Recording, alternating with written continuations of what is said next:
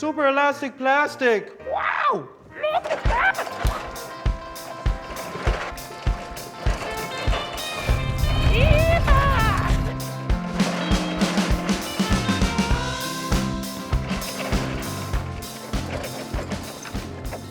Who said you couldn't reinvent the wheel? What happened to the program? Prototype this? Well, it was a great program, but in the end, these giant machines that we were creating were a little bit too expensive, and the network didn't really want to pay for them anymore. So, yeah. But it was a sort of a breakthrough for technological issues, wasn't it, on a very practical level? It was. Basically, we were putting together a brain trust of people coming up with ideas to solve major problems or just make things really cool, like water slide simulators or firefighting equipment, and putting together really creative people and giving them all the resources they need to create these prototypes in really fast times. Any great prototype starts with a great design, and to design, I use my favorite tool, SolidWorks. What do you think about, in general terms, of virtual prototyping, using 3D models in prototyping? It's kind of odd. When we started Prototype This, the producers said, okay, well, we got all you guys here. Here's a machine shop. Go reinvent the future. Go. They started shooting. We're like, well, there's part of a process here that's really important, and that's design. And they didn't really get it at first, and so it was always a problem. We were always late. We didn't design beforehand. And then about halfway through our season, we started designing, and the producers loved it.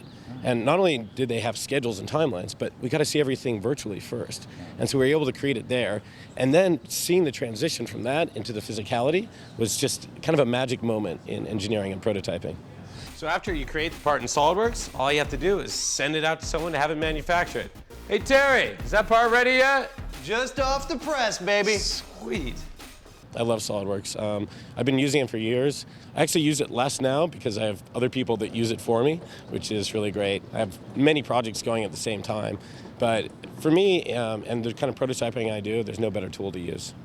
You see, do SolidWorks, this goes from computer screen to reality. Do you think that there ever will be a moment when we don't need physical prototypes at all?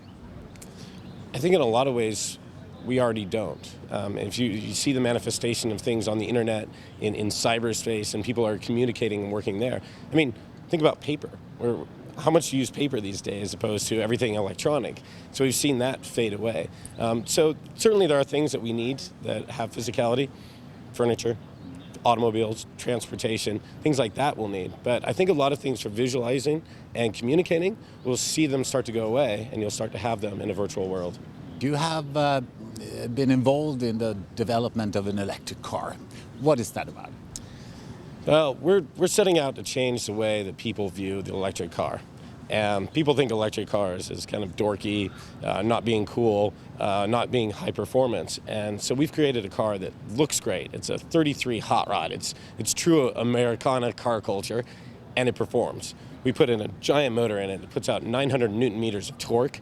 Means this car can go 0 to 60 miles an hour in about 3.5 seconds. So here we have an electric car that looks great, and it performs. And it's going to change the way people look at the electric vehicle. So in a couple of years, when Joe Sixpack goes to the car dealership to buy a car, he doesn't look down at the Chevy Volt and go, oh, that's some dorky electric car.